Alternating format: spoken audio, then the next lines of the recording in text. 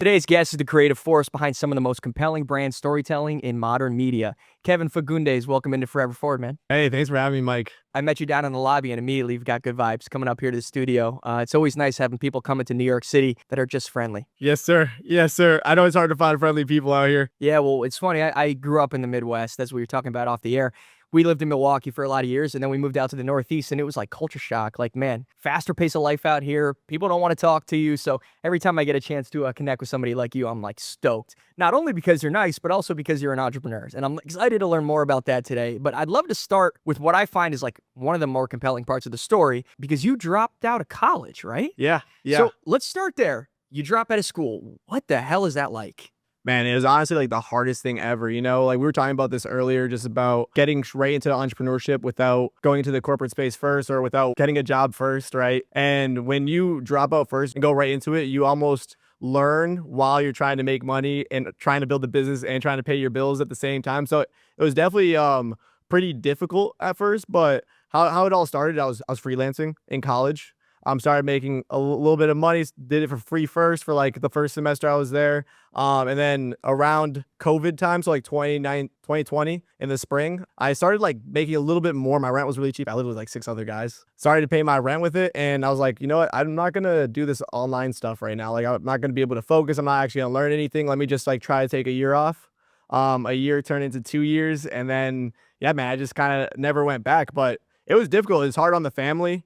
I'm first generation American, right? So my parents came from like very poor backgrounds, had to drop out in 8th grade to like help feed their families and stuff like that. So going to college is everything. I could sell a company tomorrow for $50 million and they would beg me to go back to college the next day just to get a degree. Really? Yeah. So it's funny though. So maybe your intention off the rip wasn't to like be done with college forever. It was like, this isn't working. Let me experiment with something else. And then that something else ended up being pretty good. I guess just for the listeners here, what businesses did you start with and what do you run right now? So at the time I was shooting for Lil Mosey, Sway Lee. I'd actually like bring them to my frat parties sometimes. You brought Sway Lee to your frat parties? Brought Lil Mosey to my frat parties. I'd go to the clubs with them and stuff like that. Every time they would touch down, I'd just be like the personal photographer. And so would they just hit you up? Yeah, bro. I'd just chill with their crew, like free games at the penthouses, bottle service. You must have crazy stories. Dude. Maybe over a beer. Yeah, definitely. Definitely over a beer. Yeah, dude, a lot. It was honestly like one of the best experiences of my life. What I do now, I'm a lot more passionate about, and like I'm able to like actually spend time with like people I love and stuff like that, and actually do these things with people that I enjoy doing it with. Yeah. Versus at that time, like you can't really afford to do, I couldn't afford to do those things when I was 21, right? So I was able to experience all these things because I was there to shoot. And another company I actually co-founded with my friend Elise about 1.5 years ago. It's a photo branding company that's mainly niched in the corporate space. So we're doing anything from headshots, any corporate photos like team photos and stuff like that. And then so you built that kind of freelance work into like an agency model? Yeah, exactly. So one thing led to the next. Started building out a team. We actually threw a concert because I had built it out into a brand to do like music videos. It was everything in the entertainment space. So it was like music videos. We had 4 blog writers that are all interns, students from University of Miami. We would just write about local talent, local streetwear brands, some mainstream artists as well. And then we did this community event. It was like a 300-person show, a bunch of mid-sized artists and local artists, and then also a lot of streetwear brands having like pretty much like an expo floor booth. You compare it to a conference, right? Yeah. One of the owners of a hackathon was there, and they just grew from like 500 attendees to like 3,500. And I just started doing some bigger production music videos at that time, and they had a individual freelancer doing it, which is like one of my really good friends now, Jordan. We work on a lot of projects together. He had reached out to me like the day after the event, and he was like, "Come out to do our hackathon. Like it's gonna be like throughout the entire city, throughout 28 different locations in the city." We ended up having to hire like 5 videographers and like 6 photographers. So it was like a big production thing. It was like a 7-day hackathon. We had daily recaps. So, the event ended at 11 p.m. We'd give them the videos edited by like 6 a.m., 7 o'clock the next morning. So you're up all night. We had editors. So this is my first time having like a really like whole crew involved. And we went from doing, $500 projects to like, multi 5-figure projects from there, and everything started snowballing from there. It's unbelievable though. I feel like I mean, at least for me, right? Like if you want to call this podcast my entrepreneurial journey, I'm still in the very beginning. I'm still in those $500 projects, but all the entrepreneurs I've met and have spoken with seem to tell me that there's sometimes like this moment where you say like, wait a second, like this could really be something here. Was that moment for you, or was there another moment where you were like, wait a second, I'm onto something? Man, like I was already kind of getting sick of the entertainment space a little bit just because like I was paying my bills, but I wasn't really like making it happen. When I got this opportunity, it was December of 2021. I just re-enrolled into classes, and this hackathon was like the 15th. And I got reached out to it like 2 weeks before. And once I landed that project, I completely dropped all my classes and didn't go back. So at this point, I was like, what, 3 semesters out? But because of COVID, you can take more than 2 semesters off. So I was 3 semesters out of college at this point. I was actually about to go back, man. I landed that project. Budweiser was a title sponsor. We ended up doing like the whole Budweiser campaign like a week after that project.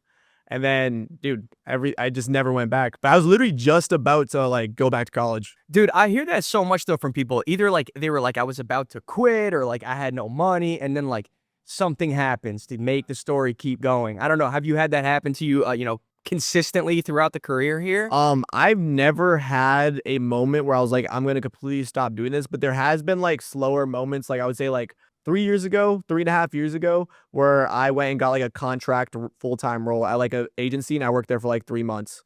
Went back home as well. So I stayed at home for a little bit, and then things started snowballing again, and it's just been consistent for the past couple of years. Well, congratulations, man. How old are you? I'm 26 now. I'm about to turn 27 next month. So you're about to turn 27. You run.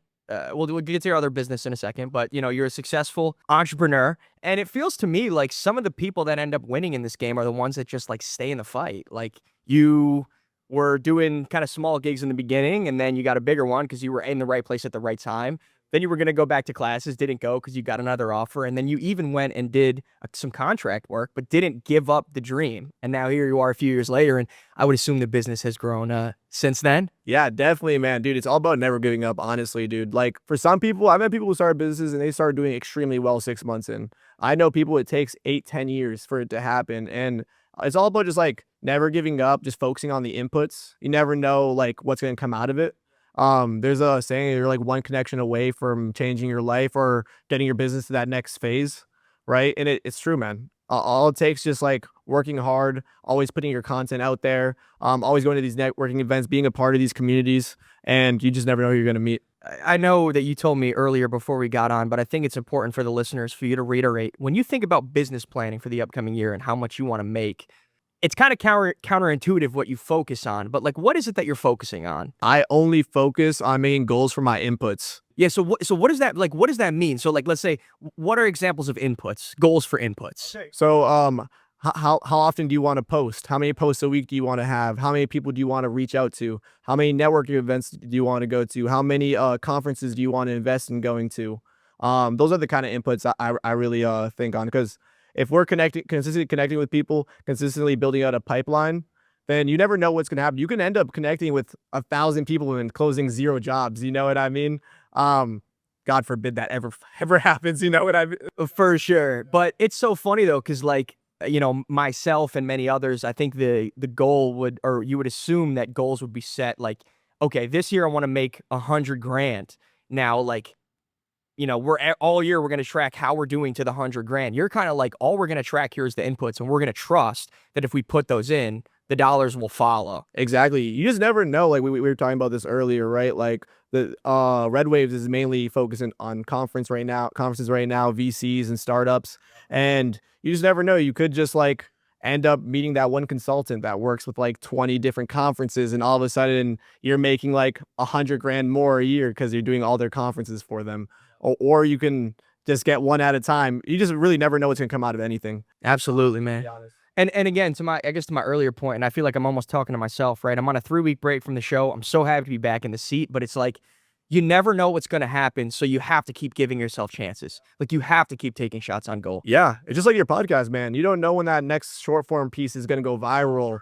You don't know when that next like podcast is going to go viral. I just saw that your top podcast right now is like 80,000 views. Exactly right. Like that's crazy. And the funny thing is I posted that a year ago, and it got no views. And then all of a sudden, 3 months ago, it went meteoric. And so like you just never know when it's going to happen. And all you focus on is continuously filming these podcasts and posting, man. And you know, you want so badly for it to happen right now, right? I mean, I don't know, maybe this is something that you've dealt with, like when thinking about what success means or looks like I want so badly for like people to know me and for like me to get all these brand deals. I'm just being honest. But like I'm trying to restrain that impulse that tells me that like if it doesn't happen tomorrow, then I'm a failure. How do you reckon with like wanting more, but also knowing and having learned from the past that like it just takes time? Well, I'm gonna say like a huge cliche right now, but obviously just like you always gotta be patient. Something I struggle with too. It's so easy as an entrepreneur to be like hard on yourself, especially when you see other people doing things and like on like a bigger level sometimes, and they're maybe like same age or something like that. You see another podcast host, you're like, damn, they've only been doing podcasts for like 2 years and they have like 200,000 subscribers. I feel or that every something. day, bro. Yeah.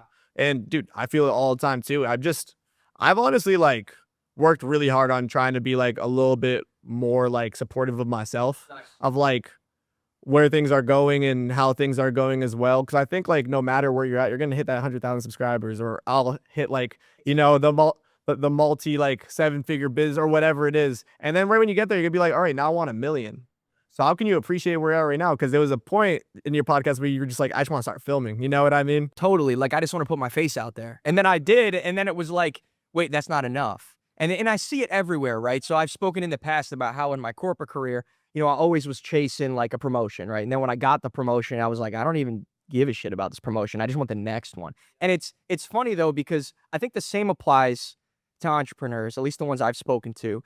But at least you're doing it for you. Yeah. At least you're doing it for you and your team. And I feel like to have that sort of like always wanting more mindset with respect to something that you actually care about, then it's fine. Then I think that's fine. But if you're doing it, you know, in the case of me with a career that pays well, but you don't really feel tied to, then it's like soul crushing to always feel not enough. But at least with this, it's like, okay, I'm proud that I got to 1,000 subscribers. Now I want to get to 10. But at least when I get there, I know I'll want more, but at least I'll have earned something for myself. No, definitely. I think what you just mentioned is honestly like the full idea of like success to me, right? Well, I was going to ask you, how do you define success? Yes, I define success as like my whole goal was like to be able to do what I love and what I'm passionate about, and with the people that I love doing it with. Yeah. You know what I mean? Like everyone I get to work with, all my clients, like they are so cool. I grab beers with all of them. You know what I mean? Most of my clients, like we've gone out to the club together. Dude, I love that. I've hit a music festival with some clients before, you know, and that's like the best part about it. Obviously, in the beginning of having a service-based business, you're just saying yes to everybody because you're trying to like pay some bills. I'm not saying I'm like turning down clients all the time, but if I don't really vibe with like somebody that's reaching out, to be honest, I'm like, I don't really need their money. Like, it's not really about that for me. It's like just being able to consistently do something I'm passionate about every day. So would you say that you've reached it? Yeah, definitely. It's really not about getting to a certain place of money to be able to reach that, or like how much you're making to reach that. But yeah, I've definitely reached that. I love everybody I work with. Congratulations, brother. Because you know how many people can't say that? Like, I feel, you know, I think if I asked 100 people, do you feel successful? More than half would say no. I would probably be in that half that said no, because I think a lot of people, their ideas of what success looks like for them change every day. And once they reach what they think will make them feel successful, the goalposts move. And so for you to just be like, look, I want to be able to do what I like with the people I enjoy, and at least feel like I'm pursuing like some sort of righteous ideal, that's special, man. Don't get me wrong. I definitely have like a level of like monetary goals as You well. have to, yeah. I'm nowhere near where I want to be yet, and what I want to build these companies up to. But yeah, man, like I've been feeling successful, like my definition of success, since I was making like $40,000. You know what I mean? You're a special man. You're a special man, dude. I wish I could take your brain and put it in my head, because I'm working on that myself. But I feel like you need to take it past. The dollars have to be there. And I'm speaking naively, right? Because I don't have a money generating engine yet. But like the goal for the dollars has to be there, but there has to be something else. Yeah. It can't just be for the dollars. Yeah, definitely, man. Because when it's just for the dollars, it's kind of like the promotion thing. When's the next promotion versus like, am I loving this process? Am I liking this journey? Like, it sounds kind of cliche, but it is really true. Yeah. And it's amazing to be able to live in that, right? I bet you feel free. Like, hey, I'm doing what I was meant to do. Yeah, definitely. It's a lot of fucking work though. Everyone's like, I'm just gonna work my own hours once I have my own company. You're gonna hit the golf course. Yeah, absolutely not, man. I've been working till like midnight for the past like 3 days. Yeah, and like sometimes you just like get a last minute project and all of a sudden you have to get stuff done even quicker, lose some sleep, like a lot more stress. And like you may not have a boss specifically, but like each of your clients are kind of your boss in that moment until the contract is over, you know? Well, so look, I want to learn more. I know you spent some time in Miami, and I hear a lot about Miami, right? Like the hustle culture, and there's a lot of entrepreneurs out there. I know that this business sort of started in Miami. Can you just talk a little bit about, I don't know, has there been any like Miami hustle influence or anything about that place that maybe inspired you or helped you to like actually grow this thing? Everything there like created my vision for what I want now. Honestly, like this might be really controversial, but everyone says like you don't need college to be successful, which I do think it's true in a lot of ways. But I also think like for me, who's like from a small town, like college gave me so much perspective, like meeting so many people from all over, so many people with different goals and visions, especially a school like University of Miami. There's a lot of kids that are like really hustling, trying to like a lot of kids came out with businesses, a lot of kids were starting businesses in college as well. So it definitely pushed me a lot. And you also just see a lot. You know what I mean? There's all these high rises, you see like the Lambos and all this stuff. Again, like not all like I definitely want the Lambo one day, but like you see that stuff and you're like, damn, I want to get there. And I want to see what these people do. And you meet a lot of people and you see what they're doing. You're like, damn, like I want to push more towards what I'm doing as a hobby and like try to build it as a business. The thing that's so interesting is I had this kind of mindset shift a couple years ago where I used to see that stuff and be so mad that it wasn't me. Like, oh, damn, like that guy's got it and I don't. It seems like in the way I am now and the way you always were is like, that guy's got it or that girl's got it and I can have it too. And I just have to figure out how to get there. That's the unlock, but it's like it feels so far away that a lot of people don't even think about it. And it sounds preachy, right? This isn't a self-help podcast, but that is one way of thinking. There's a number of ways. That's one. Have you ever heard of the man in the car fallacy? No? Say it. It's the guy buys the car to impress others. The others looks at that car and says kind of like, fuck that guy. I want that for myself. No one's actually impressing anyone with their materialistic things. Realistically, people look at it and just like end up paying that person and want it for themselves. Thing is I always used to just be like, oh, he's got it and I never will because I'm just not that guy. But I could be that guy. Anybody could be that guy, that girl. That's the thing. All right. So one more question for you before we move on here. So we talked a little bit about how you came out of college and went straight into like entrepreneurship, right? But we were also talking off camera and you were saying how, look, you think it's really relevant and useful for people to actually go work like a career. Can you just talk a little bit more about that? I feel like nowadays there's a lot of hustle culture and you got the Andrew Tates of the world, which I think are good in some ways, but like, why should we not villainize a full-time job coming from an entrepreneur? Yeah, well, first off, you have to learn a skill set before you even make money off it, right? Like for me, like I was saying earlier, like I was learning a skill set while I was trying to like save money to like put it back into the business while on top of that, like trying to pay my own bills. Like it's pretty difficult. And like sometimes you lose focus on a lot of things with like the stress that comes on from it. And when you have a job, there's a lot of security. You learn a lot. You're able to save money because it's easier to budget when you know exactly the check it's coming every week. Now, all of a sudden, if you want to start a business, you know, at least like you can kind of make a game plan or like game plan about budgeting while you're working to like kind of get that exit from the company and have some leeway for yourself or what you would need to even start a business. Exactly. And also on top of that, you can realistically start something on the side while you're working so that like there's always that security, right? At the end of the day. But everything comes down to capital, and that's however much capital you have is how fast you can grow a company. It's really interesting to hear that. And a great way to build like for sure certain capital is to go work at a full-time job where you have a salary. And honestly, like most of the founders I know that have actually like worked at it, let's say somebody worked at an agency for like 3 years and then they have all this credibility of working with these clients through that agency and then they leave.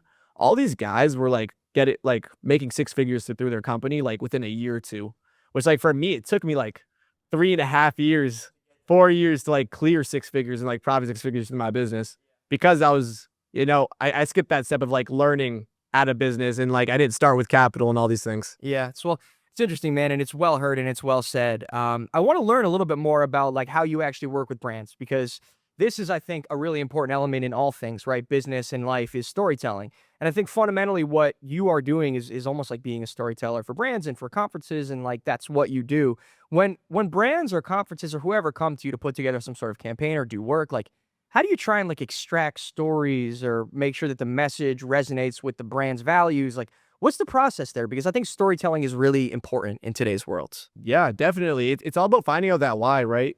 How are we going to convey emotions and actually relate to like the audience? Because, for example, if somebody were to just like post a short form piece and they were just like, here are a few action items on how to get here, right? Versus like a full story where like somebody could look at it and see this background in the why, kind of relate to the beginning of that story.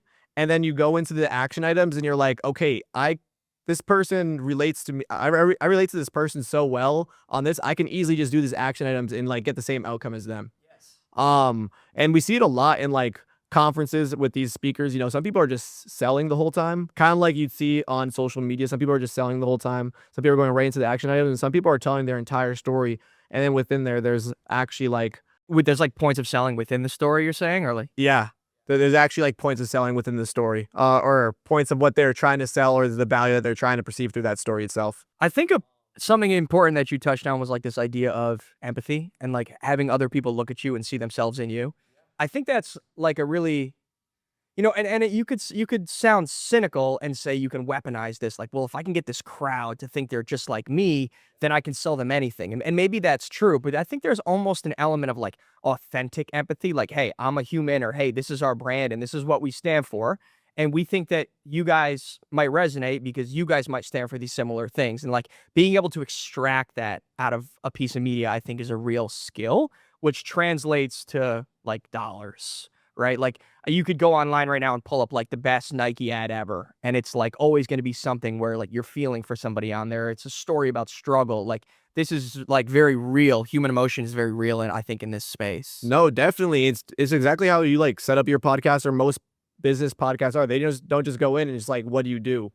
Like, how much money do you make? You know what I mean? It's not really like that. It's like, all right, like, why did you start this? Like, where were you at this point before you started it? And it kind of gives like the whole why behind the story before really like going into anything that serious about the business itself.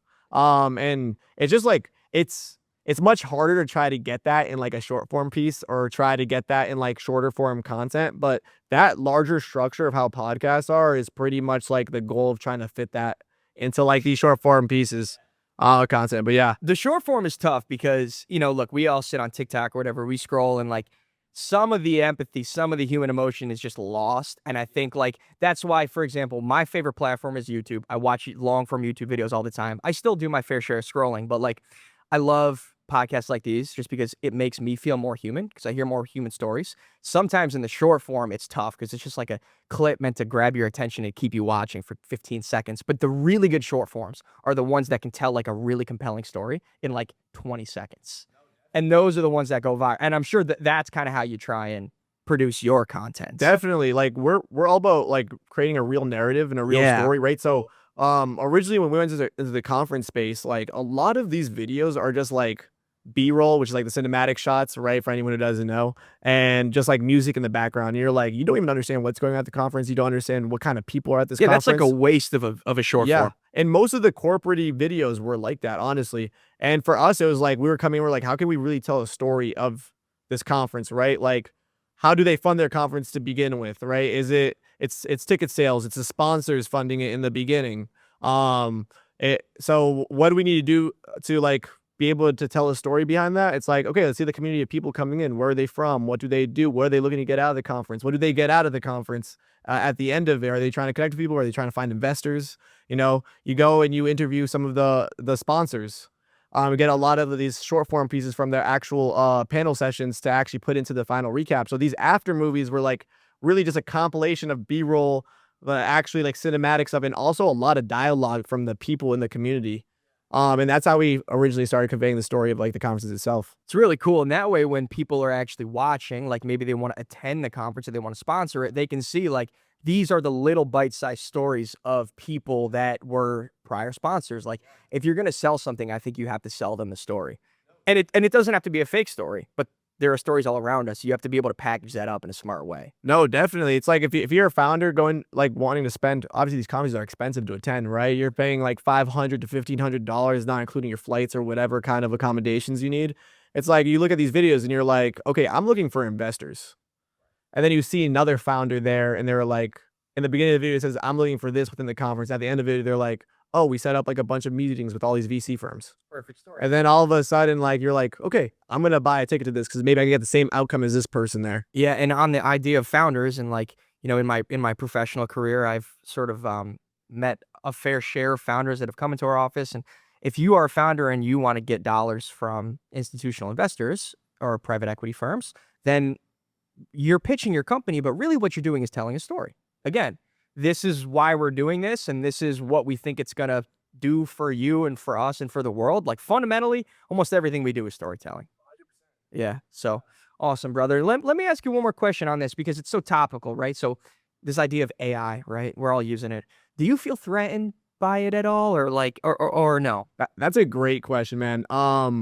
There's a part of me that feels threatened maybe 10 years down the line because I think the stat is like in the past few years, there's more technological innovation than there has been in the last 20 years. And as technology innovates, it just innovates even faster, right? And so it could be in 5 years, it could be in 10 years. A lot of things could be replaced. I know a lot of stuff in product photography has already been replaced. I don't want to talk about the headshots too much. That's Another topic. That's going against one of my businesses, but Yeah. no, I'm just kidding. But the AI headshots right now, they're decent, but you can tell they're fake.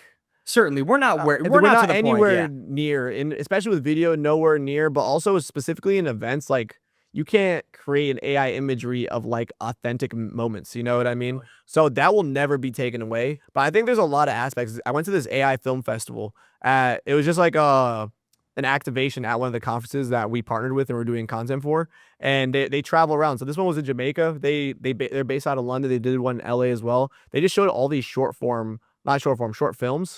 And they were all anywhere between like 5 to 15 minutes long, fully created with AI.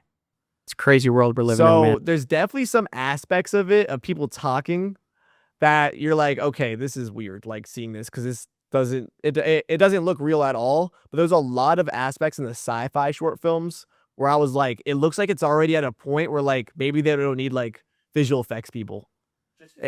It was that good, man. Like a lot of the stuff that had like, you know, not zombie, maybe like some zombie apocalypse stuff for sure, but a lot of stuff that was like alien takeovers and stuff like that. Like all the spaceships look really real in the background of a city.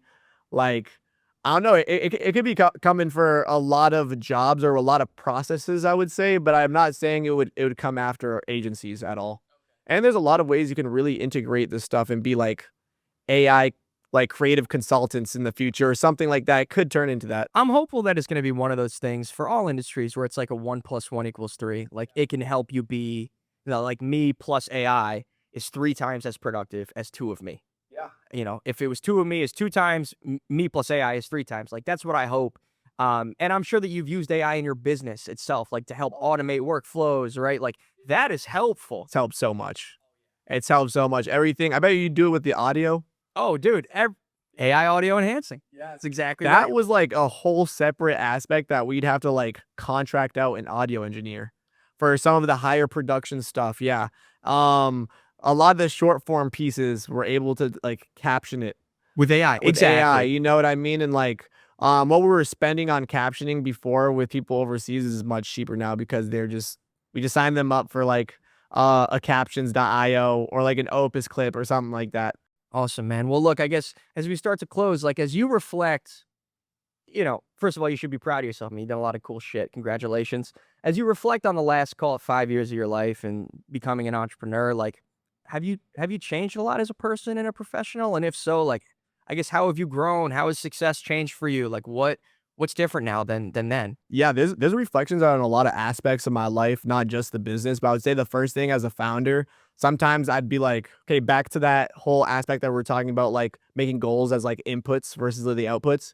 When you first start, you think shit's just gonna blow up in 6 months. Dude, I still do. I still am like, you know what? This one's gonna be the one. This is it, right? Yeah. And in those moments, I was much harder on myself about where I was because of that. Cause I was like, this company's going to start making like 15, 20 grand a month in like 2 months, 3 months. Like all I got to do is close a couple clients. Didn't go that way. I am optimistic and I definitely think like the person I meet tomorrow, the next Tech Week event, I make just close like a $500,000 project, and I still have that like optimistic look at everything. But I think that that's like the biggest thing that has I've changed with like my perspective on things for sure. Things just take time. Just keep working hard. Yes, stay optimistic, stay delusional always, 'cause it keeps you going. But also just be like realistic with like your goals as well in the moment. I love that. No one's ever said that on this show. Like realistic optimism. Realistic optimism, yes. Like stay delusional always. Like I'm not saying be realistic as in like that person who's talking to you, you're talking about your goals, and they're like, be realistic. Like that's not the type of realistic I'm talking about. Like you should aim for the moon, and you might just like hit the stars. You know what I mean? Or For sure. the other way around. Aim for the stars. Yeah, whatever's further. Whatever, yeah, literally. Yeah. But yeah, man, that on the business front, that's definitely something that changed a lot. I think I've grown to be a lot more empathetic on a personal note. My co-founder is a woman. She's an amazing person. I think a lot of times, like it's proven like men are just like very like linear thinkers sometimes. It's all about like A to Z, and like she's so like detail oriented in every aspect of stuff that we do within the business. I also work with a lot of contractors. We probably hire over like 50 contractors a year because we hire on local videographers and photographers for all these projects. And you talk to all different types of people. Every state and city has its own culture. So yeah, and we work with a lot of companies in the Caribbean as well. So it's a completely different culture. How they do business is completely different. So working with all these different people and meeting a lot of people, getting a lot of new perspectives, you just become a little bit more Empathetic. empathetic. Yeah. Awesome, man. And here's my last question for you. And I try to ask this question to most folks that come on the show. I think a lot about my own legacy, right? Which is probably like a daunting thing to think about. Like I imagine myself on my deathbed. What did I do with my life? What are people going to think about me? Do you ever think about that? And if yes, then how do you want to kind of be remembered even 10, 15, 20 years from now? Like what mark do you want to leave? And if you don't think about that, then I would say congratulations. You rid yourself of a lot of existential dread. I wouldn't say it's something I think about on the daily basis, but I definitely just want to leave behind like a great impression of just like being kind and like actually making an impact in some people's lives. I'm a very transparent person. People will ask me questions, especially people who are new to entrepreneurship or other friends that were like doing the same thing. Or you were just talking about it earlier. Like people are just always down to help, and like you can really especially when you're new to it, people respect it so much. Like you can reach out to anybody, and most people would be down to get on like an hour call with you and just answer any questions you have. And that's how I learned a lot of stuff in the beginning too. And it was super impactful to my life. It was super impactful to my businesses. And yeah, man, just leaving an impact on people around me. I honestly would say, first of all, thanks for sharing that. And second of all, one thing I have been shocked about is, and I've been very fortunate in the course of this last year with this podcast to come across some very successful people like yourself. Always thought that these people would be guarded and closed off and arrogant because they've either made money or found success. If you're listening, the truth is, it is the complete opposite. I find that the more success that people have found, the more willing they are to help you get there yourself. Egos only hold you back, man. Like in the world of business, you're really working with people 24/7 and building relationships. That's like 90% of what's going to grow your business. It's like almost 100%. Obviously, there's like fulfillment of the projects and all this stuff, whatever you do, right? But at the end of the day, like what's gonna grow your business is having genuine relationships with people. Doing great work is replaceable. There's plenty of great work out there, but a true relationship is irreplaceable. So just having genuine intentions when you go out there, being transparent about what you're talking about will always like get you much further than just like having this guard up and being egotistical about everything. Well said, man. And I couldn't think of anything better to close on. Look, hard work is table stakes, but relationships, empathy, being who you say you are, consistency, that's one of the differentiators here. Amen, man. Well, thanks for coming on, brother. I appreciate you. And look, I always say this at the end. If the listeners want it, let me know in the comments. We'll have you back for round two.